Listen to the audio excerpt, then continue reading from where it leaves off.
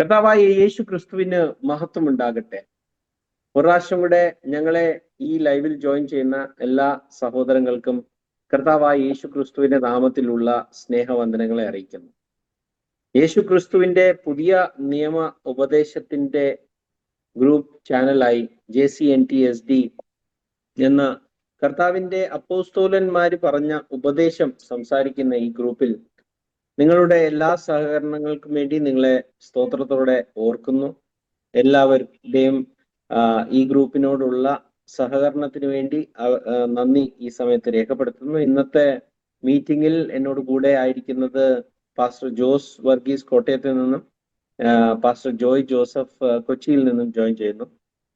ഇന്നത്തെ നമ്മുടെ വിഷയം കഴിഞ്ഞ ബുധനാഴ്ച നമ്മൾ സംസാരിച്ച വിഷയം തന്നെയാണ്. അതിന്റെ രണ്ടാമത്തെ പാർട്ട് 2. ഈ പാട്ടിൽ ഞങ്ങൾ കൺക്ലൂഡ് ചെയ്യാൻ ആഗ്രഹിക്കുന്നു.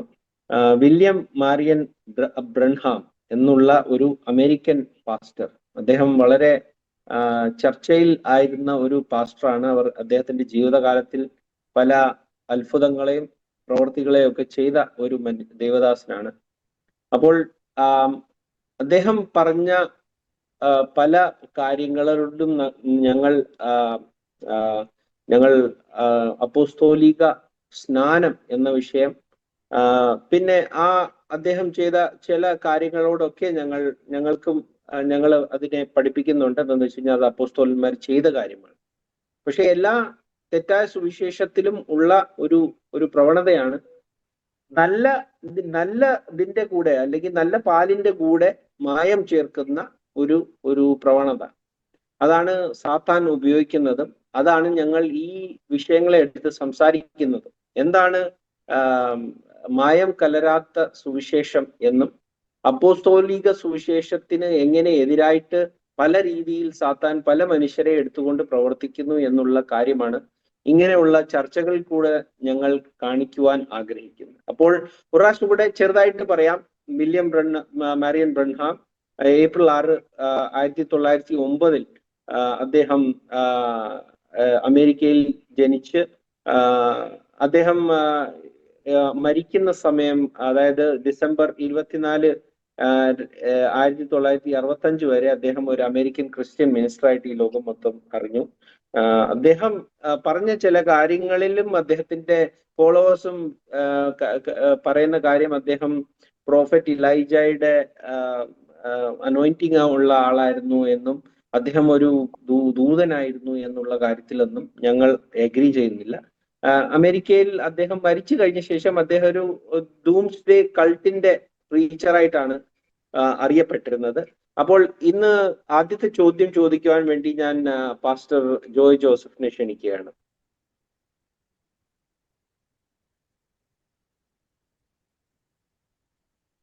Mute. Price the Lord. Branham എന്ന് പറയുന്ന ഉപദേശകന്റെ അനുയായികളായിട്ട് കേരളത്തിൽ ചിലരുണ്ട്. കുറച്ചുപേരെ എനിക്ക് വ്യക്തിപരമായിട്ട് അറിയാം.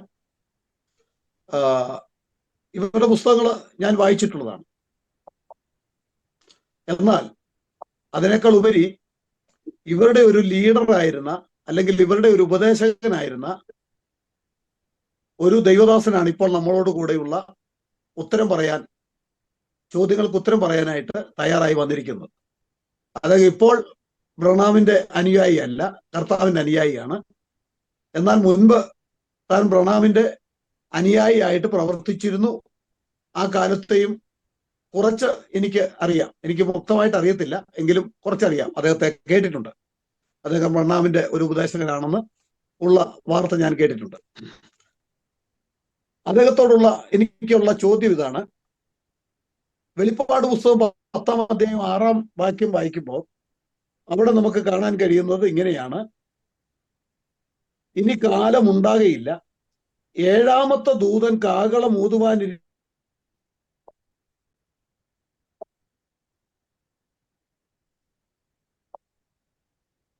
അവിടെ ലൈനിന് ചെറിയ പ്രശ്നമുണ്ട് എന്ന് തോന്നുന്നു.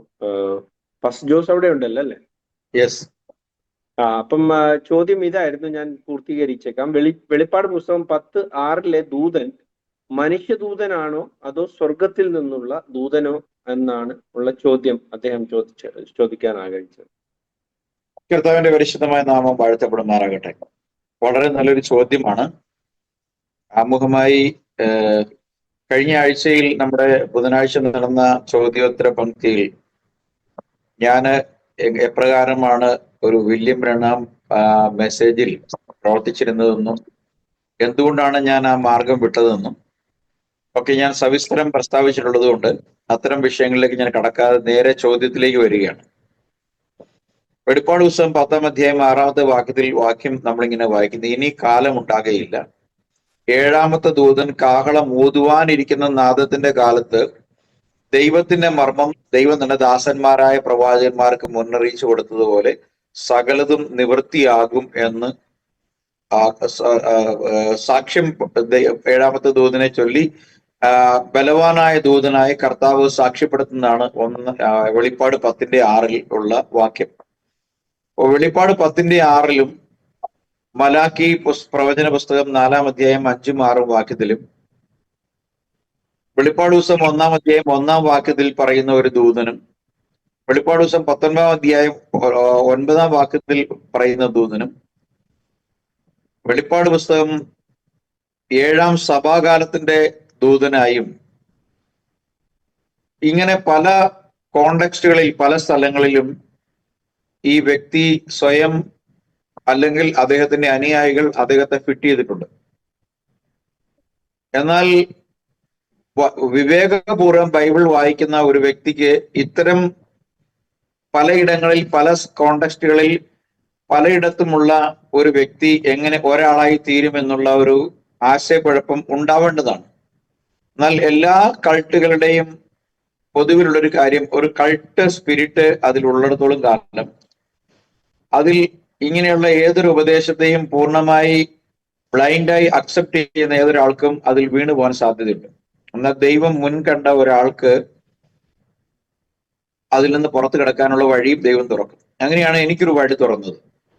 ഞാൻ ഈ ഉപദേശത്തിലേക്ക് വരാനുള്ള കാര്യം ഞാൻ ആദ്യത്തെ എപ്പിസോഡിൽ പറഞ്ഞിരുന്നു. ഞാൻ ചെറുപ്പം മുതലേ ഒരു ഏകദൈവ വിശ്വാസിയാണ്. ഒരു ഏകദൈവ ഉപദേശത്തിന് വേണ്ടി ഞാൻ കത്തോലിക്ക സഭയിലും പെന്തക്കോസ്റ്റൽ സഭയിലും തപ്പി നടന്നിട്ട് എനിക്ക് അന്ന് ഞങ്ങളുടെ നാട്ടിലൊന്നും ഒരു വൺനെസ് പെന്തക്കോസ്റ്റൽസ് ഇല്ല. പെന്തക്കോസ്റ്റൽസിനെ ഉണ്ടെങ്കിൽ പിന്നെ ബാക്കിയുള്ളതെല്ലാം എപ്പിസ്കോപ്പൽ സഭകളാണ്. അപ്പൊ അതിൽ കുറെ കാലം പ്രവർത്തിച്ചപ്പോഴൊക്കെ അതിൽ നിന്നും എനിക്ക് ഏകദൈവ വിശ്വാസത്തിന് തൃപ്തികരമായ ഒരു മറുപടി ട്രിനിറ്റിയെ സംബന്ധിച്ച് തരാൻ അവർക്ക് കഴിയാത്തത് കൊണ്ട് പൊടുന്നനവേ ഇങ്ങനെ ഒരു കാര്യം പറയുന്ന ഒരാളെ കണ്ടുമുട്ടിയപ്പോൾ ഞാൻ ആ സ്നാനവും ആ ഏകദൈവവും വിശ്വസിച്ചാണ് ഇതിൽ വന്നത്. അന്ന് എനിക്ക് കത്തോലിക്ക സഭയിൽ നിന്ന് സ്ട്രേറ്റ് വന്നതുകൊണ്ട് ബൈബിൾ വചനത്തിൽ ഒരു പാണ്ഡിത്യമൊന്നും ഇല്ലാത്തത് കൊണ്ടും പിന്നെ ഇവരുടെ ഒരു പൊതുവിലുള്ള ഒരു ഉപദേശമാണ്. അതും കൂടെ ശ്രദ്ധേയമായി ഇന്ന് ഞാൻ പറയാൻ ആഗ്രഹിക്കുന്നു. ഈ വില്യം ബ്രണാം തന്നെ അദ്ദേഹത്തിന്റെ പല ടേപ്പുകളിലും പറഞ്ഞിട്ടുണ്ട്, നിങ്ങൾ ഈ മെസ്സേജ് തന്നെ വായിക്കുക, ഇത് തന്നെ കേട്ടുകൊണ്ടിരിക്കുക, ഇത് കൂടാതെ മറ്റൊന്നും വായിക്കരുത്, ഇത് തന്നെ നിങ്ങൾ പറയുക, കാരണം ബാക്കിയൊക്കെ തെറ്റുപറ്റിപ്പോകാൻ സാധ്യതയുണ്ട്. അപ്പൊ അത് തന്നെ ആളുകളെ തളച്ചിടാനുള്ള ഒരു കാര്യമാണ്. പക്ഷെ നമ്മൾ അത് മാത്രമാണ് സത്യം, അതുകൊണ്ട് മറ്റൊന്നും കേൾക്കരുത് എന്നുള്ള ഒരു ആംഗിളിൽ മാത്രമാണ് നമ്മൾ അന്ന് അതിനെ എടുത്തിരുന്നത്. ഇന്ന് ഇതിൽ കുടുങ്ങി കിടക്കുന്ന പലരുടെയും അവസ്ഥയും ഇത് തന്നെയാണ്.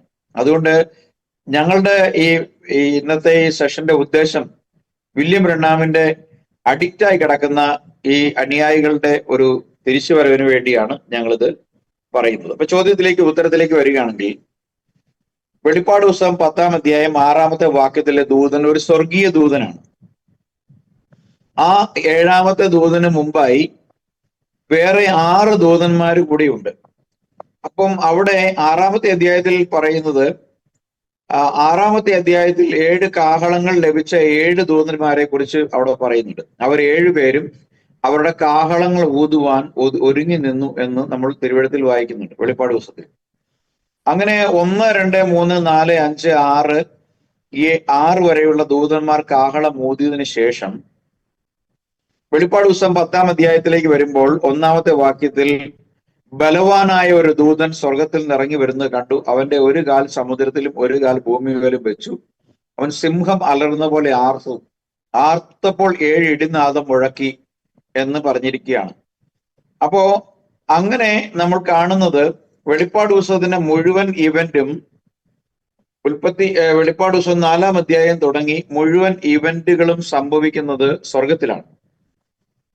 സ്വർഗത്തിലേക്ക് ഇവിടെ കയറി വരിക എന്ന് പറഞ്ഞ് യോഹന്നാനെ സ്വർഗത്തിലേക്ക് എടുത്തതിന് ശേഷം സ്വർഗത്തിൽ നിന്നും സംഭവിക്കുന്ന കാര്യങ്ങളാണ് ഈ വെളിപ്പാട് പുസ്തകത്തിലെ 7 കാഹളങ്ങളുടെ ദൂതനായാലും 7 കലശങ്ങളുടെ ദൂതനായാലും 7 ബാധകളുടെ ദൂതനായാലും ഈ ഭൂമിയുടെ മേൽ ചൊരിയാൻ പോകുന്ന ഈ പ്ലേഗുകളുടെയും ഈ ബാധകളുടെയും എല്ലാം ആരംഭം അല്ലെങ്കിൽ ഇതിനെ തുടങ്ങി വെക്കുന്നത് സ്വർഗത്തിൽ നിന്നും അയക്കുന്ന ദൂതന്മാരാലാണ് എന്ന് വ്യക്തമായി രേഖപ്പെടുത്തിയിട്ടുണ്ട്.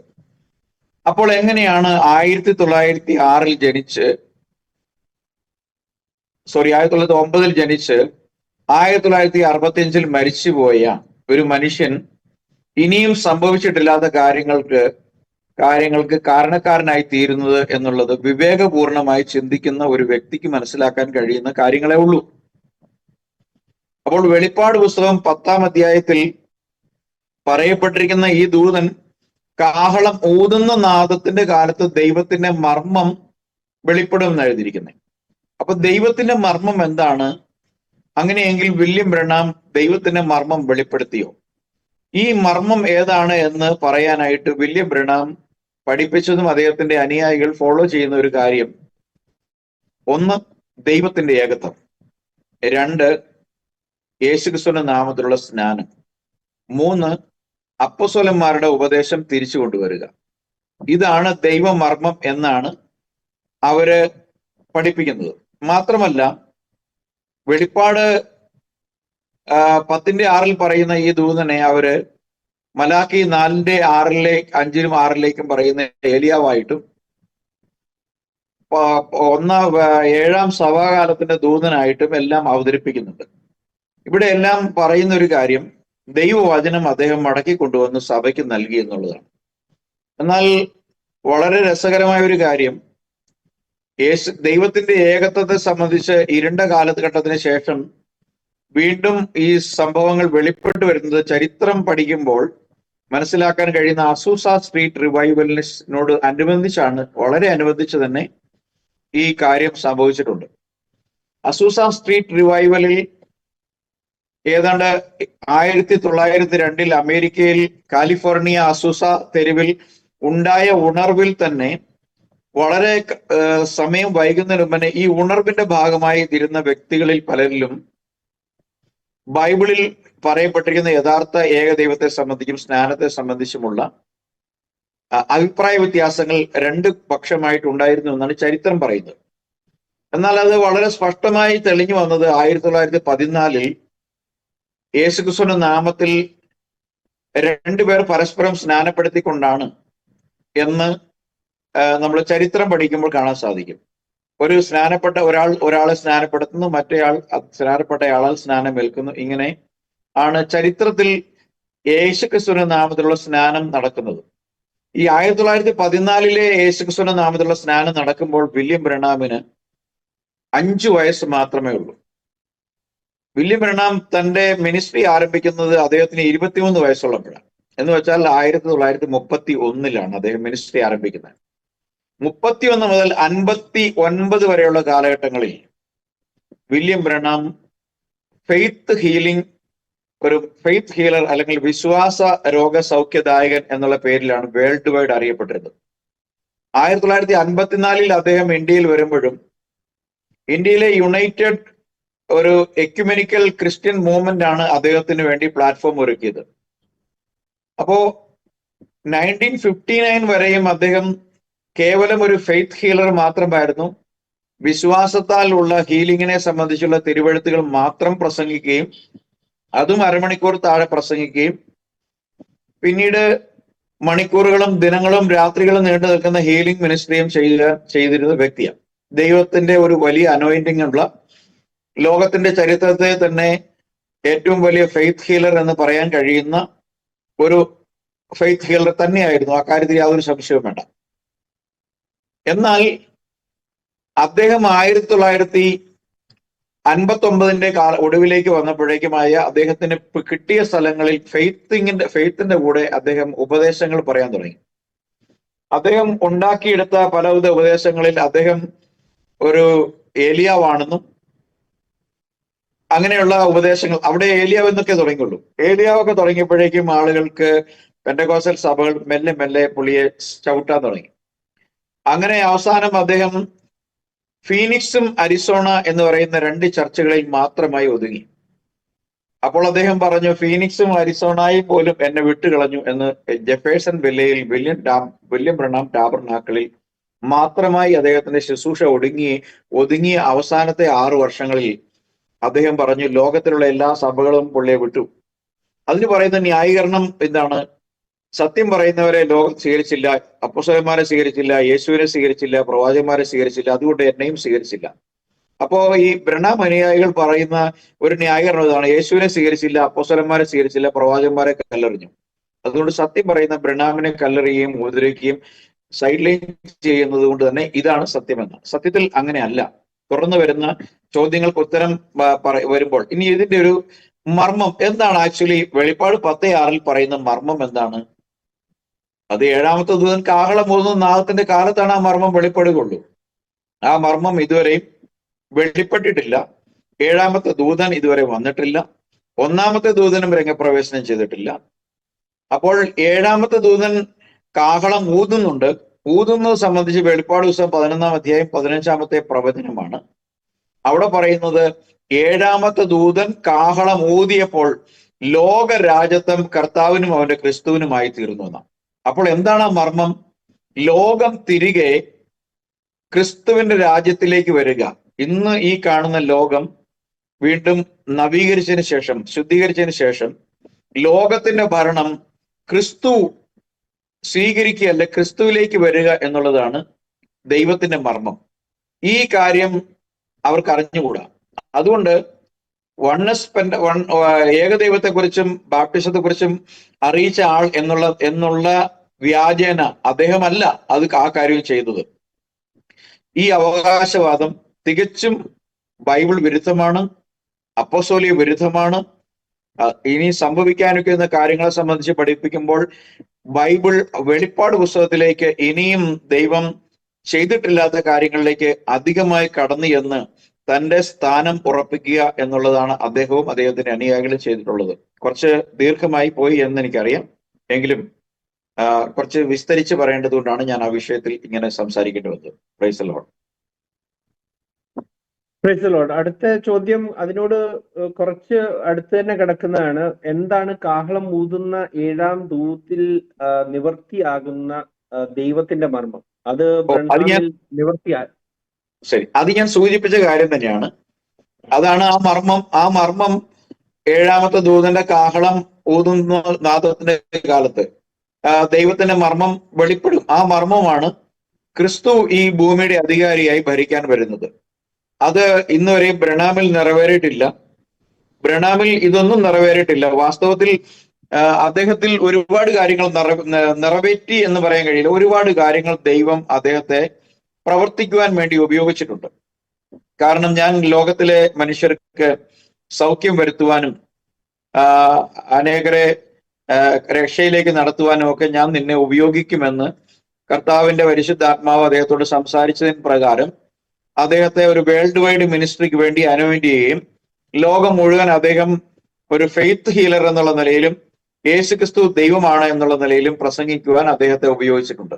അതിനപ്പുറത്തേക്കൊന്നും ഈ വെളിപ്പാട് പുസ്തകത്തിലെ 10:6 ദൂതനായിട്ടോ മലാഖിയിൽ യഹൂദന്മാരുടെ പുസ്തകത്തിൽ ഒരു യഹൂദനായ ഏലിയാവിന്റെ ഷൂസിൽ കാലിട്ടിരിക്കുന്ന ഒരു വ്യക്തിയായിട്ടോ ഒന്നും, വെളിപ്പാട് പുസ്തകം 1-ലെ ദൂതനായിട്ടോ ഒന്നും, 7-ാമത്തെ സഭാകാലത്തിന്റെ ദൂതനായിട്ടോ ഒന്നും ഇദ്ദേഹത്തെ അവതരിപ്പിക്കാൻ കഴിയുകയില്ല. കാരണം വെളിപ്പാട് പുസ്തകം 2-3 അധ്യായങ്ങളിലുള്ള 7 സഭകളെ സംബന്ധിച്ച് പറയുന്നത് അന്ന് തന്നെ ഏഷ്യ മൈനറിലുള്ള 7 സഭകളാണ് എന്നാണ്.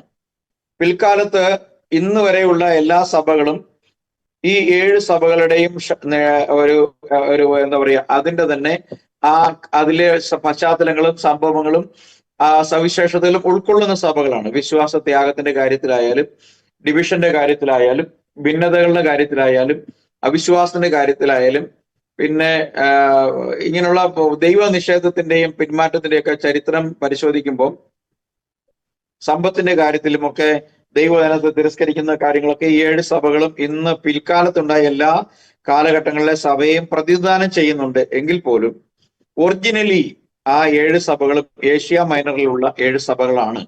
അങ്ങനെയെങ്കിൽ വില്യം ബ്രണ്ണാം 7ാമത്തെ സഭയായി അവിടെ അവതരിപ്പിച്ചിട്ടുള്ള വെളിപ്പാട് 3-ാം അധ്യായത്തിലെ ലവോദിക്കിയ സഭ എന്ന് പറയുന്ന ആ സഭ എന്റെ അറിവ് ശരിയാണെങ്കിൽ ഇന്നത്തെ മോഡേൺ ഡേ ടർക്കിയിൽ വരുന്ന ഒരു സഭയാണ്. ആ സഭയിൽ 1906 ജനിച്ച മനുഷ്യൻ എങ്ങനെയാ സഭയുടെ ദൂതനായിരിക്കും? കാരണം 7ാമത്തെ ഓരോ സഭയിലെ ദൂതന് എഴുതിയതായിട്ടാണ് അവിടെ പറഞ്ഞിട്ടുള്ളത്. അപ്പോൾ അവിടെ ലിറ്ററലായിട്ട് ഒരു എഴുത്തുകാരനുണ്ട്, ലിറ്ററലായിട്ട് ഒരു എഴുത്തുണ്ട്, ലിറ്ററലായിട്ട് ഒരു ദൂതനും ഉണ്ട്. അവിടെയൊന്നും ഇല്ലാത്ത ഒരാൾ 7ാം സഭാകാലത്തിന്റെ ദൂതനല്ല. മലാക്കി പ്രവചന പുസ്തകം വരെയുള്ള പുസ്തകങ്ങൾ യഹൂദന്റെ എക്സ്ക്ലൂസീവ് പുസ്തകമാണ്. അവിടെ പറയുന്ന ഏലിയാവ് ഇദ്ദേഹമല്ല. അവിടെ പറയുന്ന ഏലിയാവ് സാക്ഷാൽ ഏലിയാവ് വീണ്ടും ഇസ്രായേലിന്റെ ഉപദ്രവത്തിന്റെ നാളിൽ വരുന്നതിനെ സംബന്ധിച്ചാണ്. അന്നാണ് ചൂള പോലെ കത്തുന്ന ദിവസവും അതുപോലെ തന്നെ യഹോവയുടെ പ്രതികാര ദിവസവും. അതിന്റെ നടുവിൽ ഏലിയ വരുന്നുണ്ട്. അതിന്റെ നടുവിൽ ഏലിയ വരുന്നെങ്കിൽ വില്യം ബ്രണ്ണാം ഇനി ജീവിച്ചിരുന്നിട്ട് ഇനി വന്നാൽ വരും എന്നൊരു സാഹചര്യം ഉണ്ടെങ്കിൽ നമുക്ക് ഏതെങ്കിലും വിധത്തിൽ അദ്ദേഹത്തെ അവിടെ ഫിറ്റ് ചെയ്യാൻ കഴിയുമോ എന്ന് നോക്കാം എന്ന് മാത്രമേ ഉള്ളൂ. അപ്പൊ ദൈവത്തിന്റെ മർമ്മം എന്ന് വെച്ചാൽ അത് വില്യം ബ്രണ്ണാമിൽ നിറവേറ്റപ്പെട്ടിട്ടില്ല. അദ്ദേഹത്തിൽ ഒരുപാട് ഹീലിംഗ് നടന്നിട്ടുണ്ട്. ആ വസ്തുതകളെ നമ്മൾ നിഷേധിക്കുന്നില്ല. ദൈവം അദ്ദേഹത്തെ ധാരാളമായിട്ട് ഉപയോഗിച്ചിട്ടുണ്ട്. Praise the Lord. അടുത്ത ചോദ്യം പാസ്റ്റർ ജോയ് ജോസഫ് ജോയിൻ ചെയ്തിട്ടുണ്ട്. അദ്ദേഹം ചോദിക്കുന്നതായിരിക്കും. Praise the Lord. 3ാമത്തെ ചോദ്യം ഞാൻ ചോദിക്കുന്നു, അതിന് ഉത്തരം ജോസ് വർഷം തന്നു.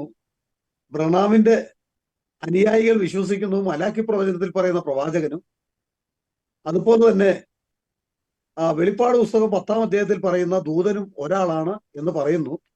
ഇവിടെ വെളിപ്പാട് പുസ്തകം 10-ാം അധ്യായത്തിൽ പറയുന്ന വാക്യം കർത്താവിന്റെ ദാസൻ വായിച്ചു, ഇനി കാലം ഉണ്ടാകുകയില്ല, 7ാമത്തെ ദൂതൻ കാഹളം ഊതുവാനിരിക്കുന്നു,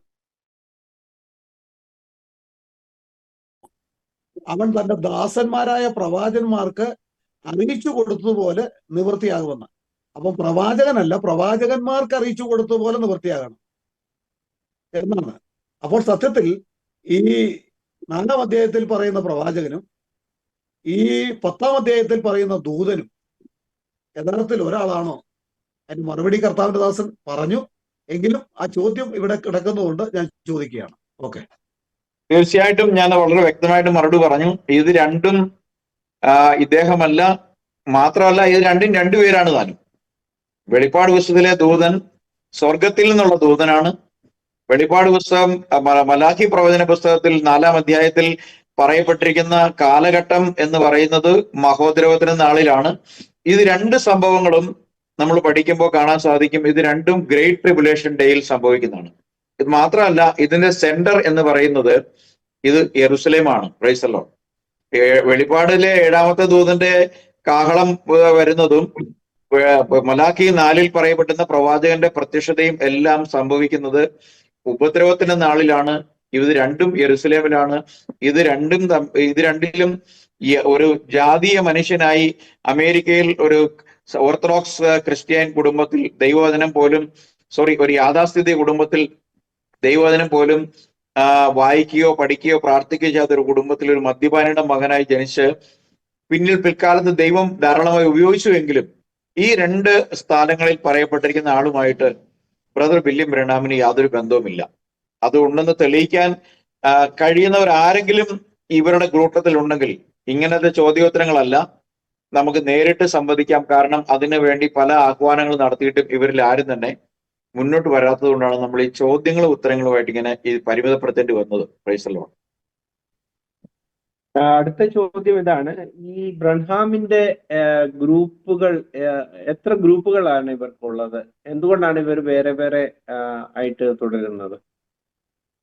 അതും നല്ലൊരു ചോദ്യമാണ്. അപ്പൊ നിലവിൽ വില്യം ബ്രണ്ണാം മിനിസ്ട്രി എന്ന് പറയുന്നത് ലോകത്തിൽ 7 ഗ്രൂപ്പുകളുണ്ട്. എന്റെ ഓർമ്മയിൽ 1-2 ഗ്രൂപ്പുകൾ മിസ്സിംഗ് ആണ്. എങ്കിലും ഒരു ഗ്രൂപ്പ് ഇന്നും കർത്താവ് വന്നിട്ടില്ല. പക്ഷെ വില്യം ബ്രണ്ണാം ഒരു പ്രവാചകനാണ്. വില്യം ബ്രണാം 7ാം സഭാദൂതനാണ്. വില്യം ബ്രണാമിന്റെ മെസ്സേജുകൾ ദൈവത്താൽ നൽകപ്പെട്ടതാണ് എന്ന് വിശ്വസിക്കുന്ന നൈറ്റിൽ എല്ലാ തിരുവത്താഴത്തിന് മുമ്പ് ഫീറ്റ് വാഷ് നിർബന്ധമായി ചെയ്യുന്നവരും, അതുപോലെ തന്നെ യേശുക്രിസ്തുവിനെ സ്നാനപ്പെടുത്തുന്നവരും, ഏകദൈവത്തിൽ വിശ്വസിക്കുന്നവരും, കർത്താവിന്റെ വരവ് സംഭവിച്ചിട്ടില്ല എന്ന് വിശ്വസിക്കുന്നവരുമായ ഏറ്റവും ഓർഡിനറി ആയിട്ടുള്ള ഒരു വിഭാഗം അവരുടെ കൂട്ടത്തിലുണ്ട്. രണ്ടാമത്തെ ഒരു വിഭാഗം 1964 കർത്താവ് വില്യം ബ്രണാം 7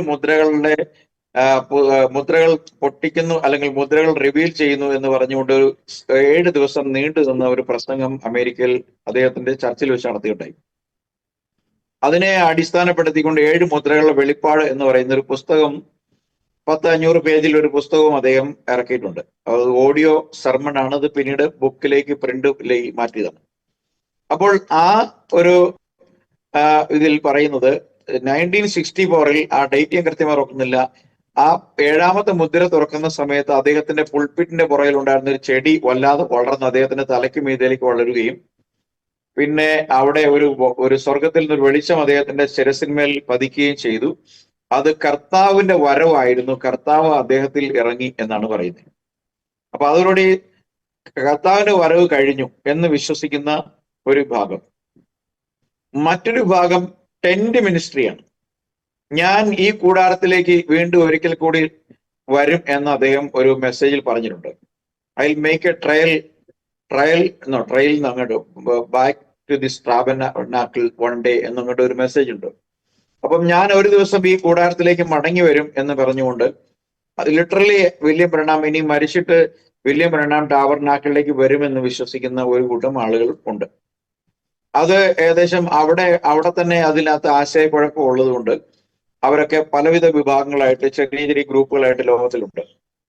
അടുത്തൊരു ഗ്രൂപ്പ് ആണ് ഏറ്റവും വിചിത്രമായ ഒരു ഗ്രൂപ്പ്, ടേപ്പ് മിനിസ്ട്രി എന്നാണ് അതിന്റെ പേര്. ടേപ്പ് മിനിസ്ട്രി അവർ ചെയ്യുന്നത് എന്താണെന്ന് ചോദിച്ചു കഴിഞ്ഞാൽ വില്യം ബ്രണാമിന്റെ പ്രസംഗങ്ങൾ മാത്രമേ അവർ കേൾക്കുള്ളൂ. ബൈബിൾ എടുത്ത് ഒരു അക്ഷരം അവർ പ്രസംഗിക്കത്തില്ല. സഭ കൂടി വരും, ഒരു ടേപ്പ് റെക്കോർഡറിൽ അല്ലെങ്കിൽ ഒരു വീഡിയോ റെക്കോർഡറിൽ അദ്ദേഹത്തിന്റെ പ്രസംഗം, അദ്ദേഹത്തിന്റെ വോയിസ്, അദ്ദേഹം പ്രസംഗിച്ചിട്ടുള്ള വോയിസ് ടേപ്പ് ഇട്ടും അത് കേട്ട് ടേപ്പ് തീരുമ്പം എല്ലാവരും കൈ ക്ഷയിക്കാൻ കൊടുത്ത് മടങ്ങിപ്പോകും. അതിനവർ കാരണമായിട്ട് പറയുന്നത് ഞാൻ ആമുഖമായി സൂചിപ്പിച്ചു, നിങ്ങൾ ഇതിനോട് ഒന്നും കൂട്ടുകയോ കുറയ്ക്കുകയോ ചെയ്യരുത്, ഇതല്ലാതെ ഒന്നും വായിക്കരുത്, ഇതിൽ നിന്നല്ലാതെ ഒന്നും പറയരുത്. അതുകൊണ്ട് പ്രവാചകന്റെ ശബ്ദത്തിൽ ഒരു അനോയിന്റിങ് ഉണ്ട്, അത് മറ്റൊരാൾ സംസാരിച്ച ആ അനോയിന്റിങ് ഇല്ല. അതുകൊണ്ട് ടേപ്പ് മിനിസ്ട്രി വിശ്വസിക്കുന്ന ആളുകൾ ബാംഗ്ലൂരാണ് ഏറ്റവും കൂടുതലുള്ളത്. പിന്നെ അവരുടെ ഏറ്റവും വലിയ സെന്റർ എന്ന് പറയുന്നത് സിംഗപ്പൂരാണ്. സിംഗപ്പൂരിലാണ് ടേപ്പ് മിനിസ്ട്രിയുടെ ഭാഗമായിട്ടുള്ള ബ്രണാം ആളുകളുള്ളത്. പിന്നെ തഞ്ചാവൂര്, കടലൂർ, തമിഴ്നാട് ഭാഗങ്ങളിൽ ആണ് ബ്രണാം ക്രിസ്തു ആയിരുന്നു എന്ന് പഠിപ്പിക്കുന്ന ഒരു ഗ്രൂപ്പ് ഉള്ളത്. അടുത്തൊരു ഗ്രൂപ്പ് തണ്ടർ മിനിസ്ട്രി എന്ന് പറയുന്ന ഒരു ഗ്രൂപ്പാണ്. അതൊരു ജോസഫ് കോൾമാൻ എന്ന് പറയുന്ന ഒരു മിനിസ്റ്റർ ഉണ്ടായിരുന്നു, വില്യം ബ്രണാമിന്റെ അസിസ്റ്റ് ആയിട്ടായിരുന്നു. അദ്ദേഹത്തിന്റെ മരണശേഷം ജോസഫ് കോൾമാൻ തണ്ടർ, അതായത് ഇടിമുഴക്കങ്ങളുടെ ശുശ്രൂഷ എന്ന് പറഞ്ഞുകൊണ്ട് അവരുടേത് ഭയങ്കര കോലാഹലവും ചാട്ടവും മറിച്ചിലും ഒക്കെ ഉള്ളൊരു ശുശ്രൂഷയാണ്. അതാണ് ഒരെണ്ണം.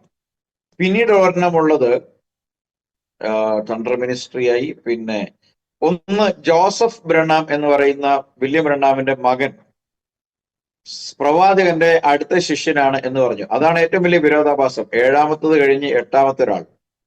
ഈ 8ലേക്കാണ് ജോസഫ് കോൾമാനും ജോസഫ് ബ്രണാമും വന്ന് ചാടിയിരിക്കുന്നത്. ഇവർ രണ്ടുപേരുടെയും 2 മിനിസ്ട്രിയാണ്. അപ്പൊ ഇത്തരത്തിൽ ബൈബിൾ അധിഷ്ഠിതമല്ല, വില്യം ബ്രണാമുമായിട്ട് ബന്ധപ്പെട്ടാണ് ഇവരുടെ ഈ 7 വിധ മിനിസ്ട്രികളും പോയിക്കൊണ്ടിരിക്കുന്നത്. അപ്പോ ഇതൊന്നും തന്നെ യഥാർത്ഥ അപ്പസ്തോലന്മാരുടെ ഉപദേശമോ പ്രാക്ടീസോ ദൈവവചനമായിട്ടോ ഒന്നും യോജിക്കുന്നില്ല. ഇവർക്കെല്ലാം പൊതുവിലുള്ള ഒരു കാര്യം, വില്യം ബ്രണാമിനെ ഇവര് ഏറ്റവും വലിയ ഒരു ദൈവപുരുഷനായിട്ടോ അതിലുപരിയായിട്ടോ അംഗീകരിച്ചിട്ടുണ്ട് എന്നുള്ളതാണ്. ഇതാണ് ആ ചോദ്യത്തിന് നൽകുവാനുള്ള ഉത്തരം. അപ്പം അടുത്ത ചോദ്യം പാസ്റ്റർ ജോയ് ചോദിക്കുന്നതായിരിക്കും.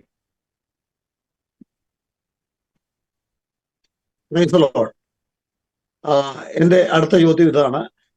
7-ാം മുദ്ര പൊട്ടിച്ചപ്പോൾ സ്വർഗത്തിൽ അരമണിക്കൂർ നേരം മൗനതയുണ്ടായി. ഇതിനെ സംബന്ധിച്ച് ഈ ബ്രണാം ഗ്രൂപ്പിന്റെ അനുയായികളുടെ വ്യാഖ്യാനം എന്താണ്? ഇപ്പോൾ കർത്താവിന്റെ ദാസൻ പറഞ്ഞ ആ കാര്യങ്ങളൊക്കെ ഒരു പുതിയ അറിവുകളാണ്. എനിക്ക് ഇതിനകത്തുനിന്ന് പുറത്തു വന്നതിന് ശേഷം പഠിച്ച കാര്യങ്ങളാണത്. അതിലുള്ളപ്പോൾ എനിക്ക് അറിയില്ല ഇതൊന്നും. ഇത്രയും ഗ്രൂപ്പ് ഉണ്ടെന്ന് എനിക്കറിയത്തില്ല. ബ്രണാമിന്റെ നാമത്തിൽ സ്നാനപ്പെടുത്തുന്ന ഒരു ബാംഗ്ലൂർ ഉണ്ടെന്ന് എനിക്കറിയാം. ഇത്രയും ഗ്രൂപ്പ് ഒന്നും അറിയത്തില്ല. ഇതെനിക്ക് ഒന്നുകൂടെ വിശദീകരണം ഇതിന്റെ തരണം എന്ന് പറഞ്ഞാൽ ഈ ഗ്രൂപ്പിനെ കുറിച്ച്. ഇപ്പോഴത്തെ ചോദ്യം, 7-ാം മുദ്ര പൊട്ടിച്ചപ്പോഴുള്ള മൗനതയെ കുറിച്ച് ഈ ഗ്രൂപ്പിന്റെ വ്യാഖ്യാനം എന്താണ്? അതിനെക്കുറിച്ച് ഒരു വിശദീകരണം തരണം. അത് ഇതിനകത്ത് ബ്രണാമിൽ കർത്താവ് വന്നുവെന്നും, അതായത് 1964 കർത്താവ് വന്നു എന്ന് പഠിപ്പിക്കുന്നവർക്കാണ് ഈ വിശദീകരണം ഇവര് കൊടുക്കുന്നത്.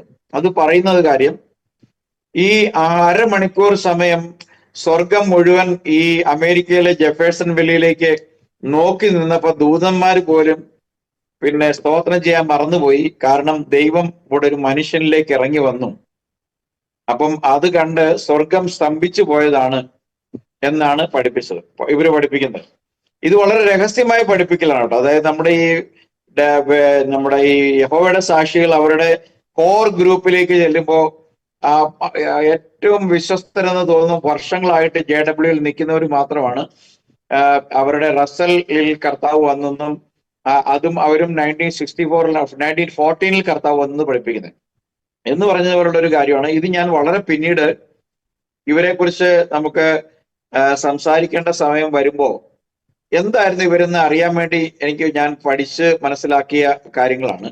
സത്യം പറഞ്ഞാൽ ഇതിൽ പലതും അതിൽ ഞാൻ ഉള്ളപ്പോൾ എനിക്ക് അറിയില്ലായിരുന്നു. പിന്നീട് എനിക്ക് ഇവരുടെ വലിയ ആളുകൾ എന്ന് പറഞ്ഞ് തിരുവനന്തപുരത്തിരുന്ന് വീഡിയോ ഇറക്കി നമ്മുടെ എല്ലാം ഫോണിലേക്ക് അയക്കുന്ന സത്യരാജിന് പോലും ഇതിലൊന്നും ഞാനീ പറയുന്ന ഒന്നും കേട്ടുകഴിവ് പോലും ഇല്ലാത്ത കാര്യങ്ങളാണ്. എന്നാൽ അദ്ദേഹം എങ്ങാനും നമ്മുടെ നേരെ ഒരു ചോദ്യം ഒരു വൺ സൈഡിൽ ഇരുന്ന് ഒരു ലൈവിലെങ്കിലും ഇടുന്ന ചോദ്യം ചെയ്ത് കഴിഞ്ഞാൽ ഒരു ചോദ്യത്തിനും അയാൾക്ക് ഉത്തരം തരാൻ പറ്റാത്ത വണ്ണം ഭയങ്കര ഗ്രേറ്റസ്റ്റ് കൾട്ടുകളിൽ ഒന്നാണ് വില്യം ബ്രണാം എന്ന് നമുക്ക് ബൈബിൾ ഇവരുടെ സകല പ്രവണതകളെയും സാക്ഷീകരിച്ചുകൊണ്ട് പറയാൻ കഴിയും. ഇതൊന്നും തന്നെ ഇദ്ദേഹത്തിന് അറിഞ്ഞുകൂടാ. ഇവരുടെ വ്യക്തിക്കറിയില്ല. അദ്ദേഹം ഈ യേശുവിനെ തള്ളിക്കളഞ്ഞതുപോലെ തന്നെ ഈ തലമുറയിലെ പ്രവാചകനെ തള്ളിക്കളഞ്ഞു എന്നൊക്കെ പറഞ്ഞ് രോദനം കൊള്ളുക എന്നല്ലാതെ അതിന് ബൈബിളിലെ കുറെ കാര്യങ്ങൾ, ബൈബിൾ ഉള്ള കഥാപാത്രങ്ങൾക്ക് തിരസ്കരണം ഉണ്ടായതുപോലെ തന്നെ സത്യത്തിന്റെ പ്രവാചകനെ എല്ലാവരും തള്ളിക്കളയുന്നു എന്ന് പറഞ്ഞുകൊണ്ട് ഒരു മുതലക്കണ്ണീരൊഴുക്കിയിട്ടുള്ള ഒരു കാര്യം മാത്രമേ ഉള്ളൂ. അതിനെ കൗണ്ടർ ചെയ്യാനായിട്ട് ഇന്നുവരെ ആർക്കും കഴിഞ്ഞിട്ടില്ല. കാരണം നമ്മളൊരു വീഡിയോ ചെയ്തു, പക്ഷെ അതിന് അദ്ദേഹം മറുപടിയൊന്നും തൃപ്തികരമായിട്ട് തന്നില്ല. പിന്നീട് ഈ ദിവസങ്ങളിലൊക്കെ നമ്മൾ അദ്ദേഹവുമായിട്ട് ബന്ധപ്പെട്ടും അദ്ദേഹത്തിന്റെ ഇതിലൊക്കെ ഇട്ടും വേറെ നമ്മളെ എറണാകുളത്തിലെ നെൽസനുമായിട്ട് ബന്ധപ്പെട്ടും ഒക്കെ ഇതിനകത്ത് നെൽസനുമായിട്ട് ഈ ദിവസങ്ങളിൽ കപ്പൽ നെൽസനുമായിട്ടൊക്കെ നിരന്തരം അദ്ദേഹം ഇതുപോലെ ഇടുന്നുണ്ട്. അപ്പൊ കുറെ ചോദ്യങ്ങളും ചോദിച്ചിട്ടുണ്ട് നെൽസനോട്. അദ്ദേഹത്തിന് ഉത്തരം പറയാൻ കഴിഞ്ഞിട്ടില്ല, കാരണം അദ്ദേഹത്തിന് അറിയില്ല അത്. അപ്പം അതെനിക്കെല്ലാം ഇട്ട് തന്നു. ഇപ്പൊ ഞാൻ പറഞ്ഞപ്പോ ഞാൻ അദ്ദേഹത്തിന് പറഞ്ഞു എങ്ങനെയെങ്കിലും ഇയാളെ നമുക്കൊരു ഡിബേറ്റിനോട് കൊണ്ടുപോകും ഒരിക്കൽ കൂടി. ഇപ്പൊ ഞാൻ ഡിബേറ്റിനുണ്ടെന്ന് പറഞ്ഞു കഴിഞ്ഞാൽ അദ്ദേഹം ഡിബേറ്റിന് വരില്ല. കാരണം വേറെ ആരെങ്കിലും ഡിബേറ്റിന് വന്ന് ചോദിക്കുമ്പം ഇപ്പോ അവർക്ക് അറിഞ്ഞുകൂടല്ലോ ഇവർക്ക് ഇത്തരം ദുരുപദേശങ്ങൾ ഇത്രമാത്രം അവർക്ക് ഉണ്ടെന്നുള്ള കാര്യം അറിയില്ല. ഇവൻ ജിബിക്ക് പോലും അറിയാമെന്ന് എനിക്ക് തോന്നുന്നില്ല. അപ്പം അതുകൊണ്ട് ഇതാണ് അരമണിക്കൂറത്തെ നിശബ്ദതയ്ക്ക് കൊടുക്കുന്ന വ്യാഖ്യാനം. അപ്പം നമുക്ക് 5ാമത്തെ ചോദ്യത്തിലേക്ക് പോകാം. അദ്ദേഹത്തിന്റെ ശവശരീരം ദീർഘനാള് അവര് സൂക്ഷിച്ചു വെച്ചു അടക്കം ചെയ്യാതെ. എന്താണ് അങ്ങനെ ചെയ്തത് എന്നുള്ളതാണ് അടുത്ത ചോദ്യം. അതും നല്ലൊരു ചോദ്യമാണ്. ഇവരുടെ ബ്രണാം ഗ്രൂപ്പിലുള്ള പലർക്കും ആക്ച്വലി അറിയാൻ പാടില്ലാത്തൊരു കാര്യമാണ്. അദ്ദേഹം മരിച്ചു അടക്കപ്പെട്ടു എന്നൊക്കെയാണ് എല്ലാവരും വിചാരിച്ചിരിക്കുന്നത്. അദ്ദേഹത്തിന്റെ ആക്സിഡന്റ് സംഭവിക്കുന്നത് 1964 ഡിസംബർ മാസം 18-ാം തീയതി ആണ്. അദ്ദേഹം ഒരു 3-4 ചെറുപ്പക്കാർ സഞ്ചരിച്ചിരുന്ന ഒരു കാറുമായിട്ട് അദ്ദേഹത്തിന് കാർ കൂട്ടിയിടിക്കുന്നത്. ആ കാർ കൂട്ടിയിടിക്കുന്ന സമയത്ത് അദ്ദേഹം ഈ സ്റ്റിയറിംഗ് എല്ലാം ആയിട്ട് ജാമായിട്ട് അതിനകത്ത് കുടുങ്ങിപ്പോയി. ഭാര്യ വളരെ അബോധാവസ്ഥയിൽ ഫ്രണ്ട് സീറ്റിലുണ്ടായിരുന്നു. ഒരു മകളും ഉണ്ടായിരുന്നു. അവർക്കെല്ലാം കാര്യമായ ഇഞ്ചുറി ഉണ്ടായി. പക്ഷെ ഭാര്യ ഹോസ്പിറ്റലിൽ അബോധാവസ്ഥയിൽ കിടക്കെ തന്നെ 6 ദിവസങ്ങൾക്ക് ശേഷം, എക്സാക്ട്ലി 1964 ഡിസംബർ 24 ക്രിസ്മസ് ഈവിന് അദ്ദേഹം മരിക്കുന്നു. അദ്ദേഹം മരിച്ചപ്പോൾ ബ്രണാം ടാബർനാക്കിളിന്റെ ഒരു ഫ്യൂണറൽ സർവീസ് ഒക്കെ നടത്തി. അതിനുശേഷം അവര് ഇങ്ങനെ വിശ്വസിച്ചു ബ്രണാം ഉയർത്തെഴുന്നേക്കും എന്ന് പറഞ്ഞുകൊണ്ട് അവര് ബ്രണാമിനെ അടക്കം ചെയ്തില്ല. പകരം അന്നത്തെ കാലത്ത് അവര് അദ്ദേഹത്തിന്റെ ബോഡി എംബാം ചെയ്ത് ഇന്റേണൽ ഓർഗൻസ് ഒക്കെ മാറ്റിയതിനു ശേഷം എംബാം ചെയ്ത് അവര് ഫ്രീസറിൽ വെച്ച് ഐസിൽ സൂക്ഷിച്ചു. അദ്ദേഹം ഉയർത്തെഴുന്നേൽക്കും എന്ന് അദ്ദേഹം ഒരിക്കൽ കൂടി ഞാൻ ഈ കൂടാരത്തിൽ വരും എന്ന് പറഞ്ഞതുകൊണ്ട് ബ്രണാം ഉയർത്തെഴുന്നേൽക്കും എന്ന് വിശ്വസിച്ചുകൊണ്ട് അവരിൽ ഒരു വിഭാഗം ആളുകൾ ഈ ശവസംസ്കാരത്തിന് തയ്യാറാവാതെ സൂക്ഷിച്ചു. 1966 ഏപ്രിൽ മാസം 11-ാം തീയതി ഉയർപ്പ് ദിനത്തിലെങ്കിലും അദ്ദേഹം ഉയർത്തെഴുന്നേൽക്കുമെന്ന് വിചാരിച്ച് അത് നടന്നില്ല. 11-ാം തീയതി രാത്രിയിൽ അദ്ദേഹത്തെ ഏതാണ്ട് 4 മാസവും ചില്ലറ ദിവസങ്ങൾക്കും ശേഷം അദ്ദേഹത്തിന്റെ ശവസംസ്കാരം ബ്രണാം ടാബർനാക്കിൾ ഒരു ടോംബ് സ്ഥാപിച്ച് അതിലടക്കം ചെയ്യുകയാണ് ഉണ്ടായത്. അപ്പം അതും ഒരു അദ്ദേഹത്തെ കുറിച്ച് അവർ ധരിച്ചു വെച്ചിരിക്കുന്ന കാര്യങ്ങളുടെ തെറ്റായ ഒരു അടിസ്ഥാനത്തിൽ സൂക്ഷിച്ചു വെച്ചതാണ്. ഇതും ഒരുപക്ഷെ അധികം ആൾക്കും അറിഞ്ഞുകൂടാ, എനിക്കും അറിഞ്ഞുകൂടായിരുന്നു. ഞാൻ പിന്നീട് ഇതൊക്കെ ഈ ഇദ്ദേഹത്തെ സംബന്ധിച്ചുള്ള സാധ്യമായ മുഴുവൻ ഡോക്യുമെന്റുകളും സംഘടിപ്പിച്ചിട്ട് പഠിച്ചിട്ടാണ് ഞാനിത് ഈ രീതിയിൽ സംസാരിക്കാൻ വേണ്ടി ഞാൻ തയ്യാറായിട്ടുള്ളത്. ഇതാണ് അദ്ദേഹത്തിന്റെ മരണവുമായിട്ട് ബന്ധപ്പെട്ടിട്ടുള്ള സത്യം. Thank you. അപ്പം അടുത്ത ലാസ്റ്റ് ചോദ്യം അപ്പം പാസ്റ്റർ ജോയ് ചോദിക്കുന്നതായിരിക്കും. Thank U.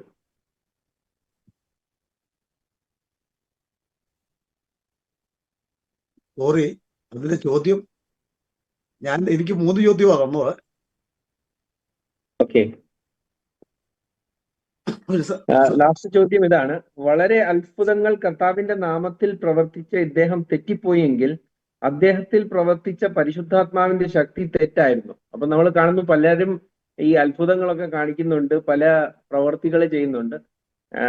നമുക്ക് ബൈബിളിനകത്തും ഈ കാര്യം കാണാൻ പറ്റും. കർത്താവിന്റെ അപ്പോസ്തലന്മാര് വന്ന് പറയുന്നുണ്ട്, അവര് നിന്റെ നാമത്തിൽ അത്ഭുതങ്ങളെ ചെയ്യുന്നു, അപ്പം അവരെ വിലക്കണ്ടേ എന്ന് പറയുമ്പോഴത്തേക്ക് വിലക്കണ്ട. പക്ഷെ അവര് അവിടെ വളരെ വ്യക്തമായിട്ടുള്ള ഒരു കാര്യം പറയുന്നുണ്ട്, എനിക്ക് റെഫറൻസ് ഓർമ്മയില്ല, അവര് നമ്മുടെ കൂടെ വരുവാൻ ആഗ്രഹിക്കുന്നില്ലെന്ന് പറയുന്നുണ്ട്. അപ്പോൾ എന്താണ് ബ്രൺഹാമിന്റെ ആ ഒരു കാര്യവും ഇതുപോലെ തന്നെ വളരെ പ്രവൃത്തിയിൽ വളരെ മുതിർന്നു നിന്നെങ്കിലും ഇങ്ങനെ ഒരു തെറ്റായ വഴിയിലേക്ക് പലരെയും കൊണ്ടുപോയ ഒരു എക്സ്പീരിയൻസ് ആണല്ലോ. അപ്പോൾ അതിനെപ്പറ്റി എന്ത് പറയുന്നു? തീർച്ചയായിട്ടും അതും നല്ലൊരു ചോദ്യമാണ്. ഇവര് കണ്ടെത്തുന്ന ഏറ്റവും വലിയൊരു ന്യായീകരണമാണ്. നമ്മൾ ഒരു വീഡിയോയ്ക്ക് മുൻപാകെ ഞാനൊരു പരസ്യം ചെയ്തിട്ടുണ്ട്. 7-ാം വില്യം സഭ പ്രവാചകൻ 7-ാം ദൂതൻ എന്ന് ചോദിച്ചിട്ട് ഒരു പരസ്യം നമ്മൾ ഈ വീഡിയോയ്ക്ക് മുന്നോടി ഇട്ടപ്പോൾ അദ്ദേഹത്തിന്റെ കൂടെ ഉണ്ടായിരുന്നതും എന്നോട് ഇടയ്ക്ക് ബന്ധപ്പെട്ടുകൊണ്ടിരുന്നതുമായ ഒരു വ്യക്തി കൊല്ലത്ത് നിന്ന് ചോദിച്ചു, അദ്ദേഹത്തെ നമ്മൾ നിന്ദിക്കാൻ പാടുണ്ടോ? അദ്ദേഹത്തിൽ ദൈവത്തിന്റെ പരിശുദ്ധാത്മാവ് വലിയ കാര്യങ്ങൾ ചെയ്തില്ലേ? അദ്ദേഹത്തെ തള്ളി പറയുമ്പോൾ അദ്ദേഹത്തിൽ വ്യാപരിച്ച അല്ലെങ്കിൽ പ്രവർത്തിച്ച പരിശുദ്ധാത്മാവിനെ തള്ളി പറയല്ലേ എന്നിങ്ങനെ ചോദ്യം ചോദിച്ചു. ഇപ്പൊ സ്വാഭാവികമായിട്ടും നമ്മൾ ഈ ചോദ്യത്തിന്റെ ഏറ്റവും പ്രസക്തമായ ഉത്തരം ഞാൻ പറയാൻ ആഗ്രഹിച്ച കാര്യം തന്നെ വിൽസൺ പറഞ്ഞു. 70 ശിഷ്യന്മാരെ കർത്താവ് രാജ്യത്തിന്റെ സുവിശേഷം അറിയിക്കാനും ഭൂതങ്ങളെ പുറത്താക്കാനും രോഗികളെ സൗഖ്യമാക്കാനും അടയാളങ്ങൾ പ്രവർത്തിക്കാനും വേണ്ടി അയച്ചപ്പോ അവർ ഈ അടയാളങ്ങളും അത്ഭുതങ്ങളൊക്കെ ചെയ്ത് മടങ്ങി വന്നിട്ട് അവര് നിന്റെ നാമത്തിൽ ഭൂതങ്ങളെ പുറത്താക്കി രോഗികളെ സൗഖ്യമാക്കി സാത്താൻ സ്വർഗത്ത് നിവധിക്കുന്നത് കണ്ടതെന്ന് പറഞ്ഞപ്പോൾ കർത്താവ് പറഞ്ഞ അധർമ്മം പ്രവർത്തിക്കുന്നവരെ എന്നെ വിട്ടു പോകുന്നു.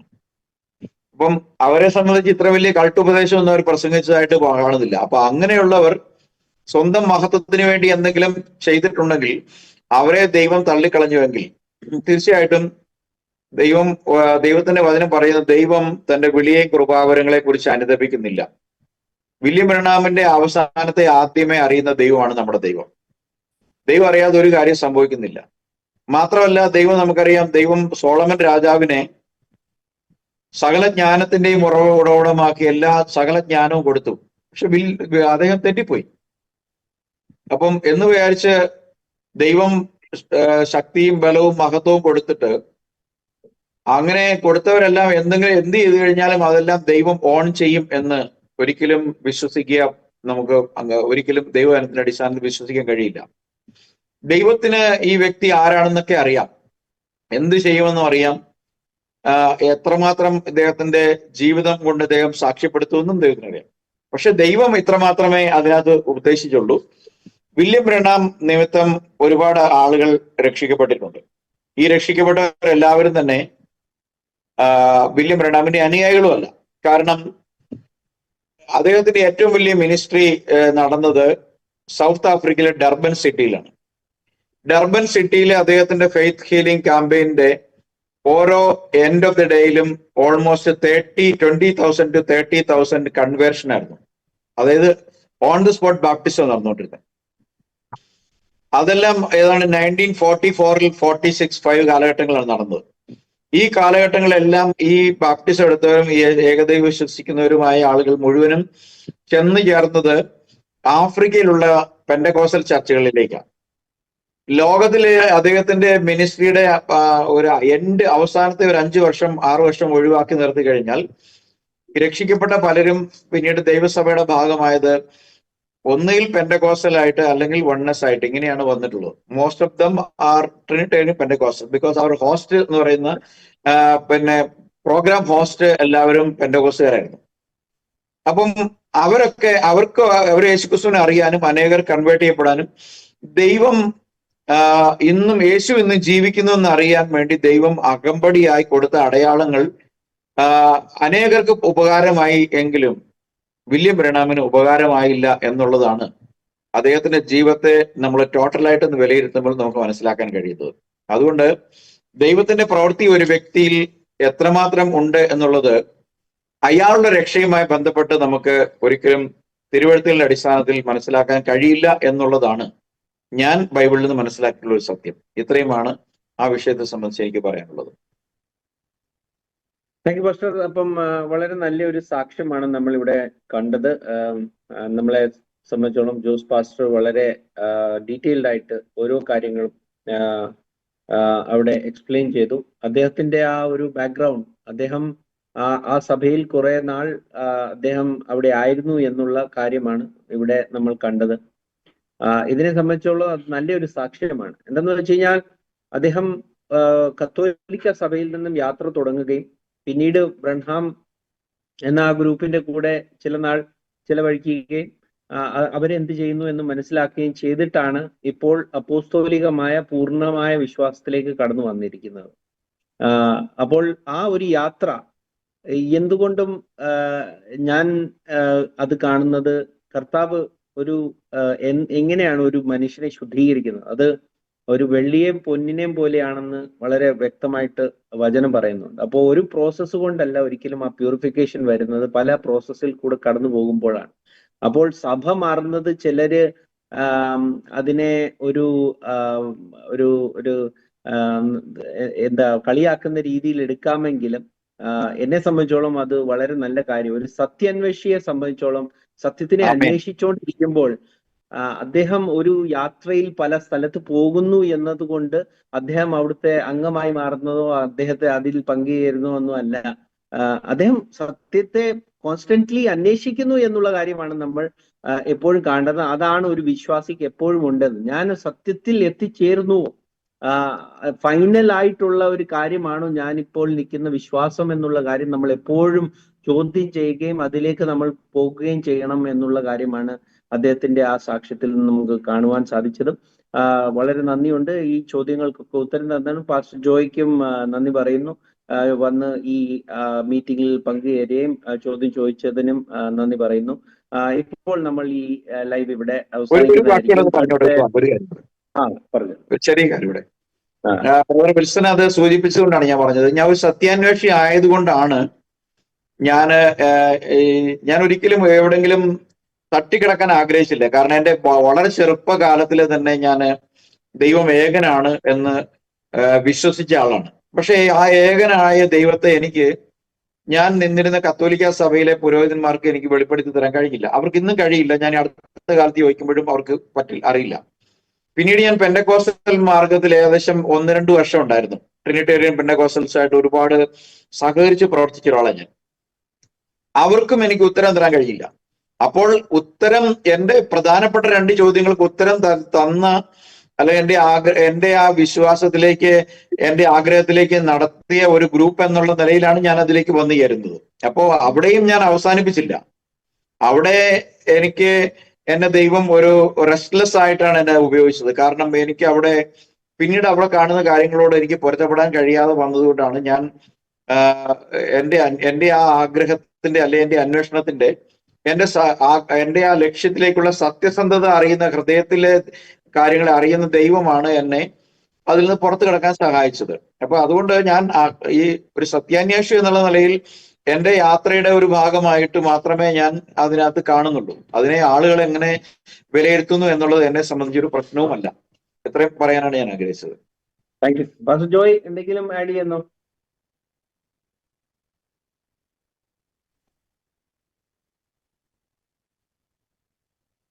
ഇല്ലയോ? ലൈനില് അപ്പോൾ നമ്മൾ ഈ ലൈവ് ഇവിടെ അവസാനിക്കുകയാണ്. ഇന്ന് ജോയിൻ ചെയ്ത എല്ലാവർക്കും ഹൃദയം നിറഞ്ഞ നന്ദി. കർത്താവായ യേശു ക്രിസ്തുവിന്റെ നാമത്തിൽ ഒരു പ്രാവശ്യം കൂടെ സ്നേഹവന്ദനം. Thank you. Thank you.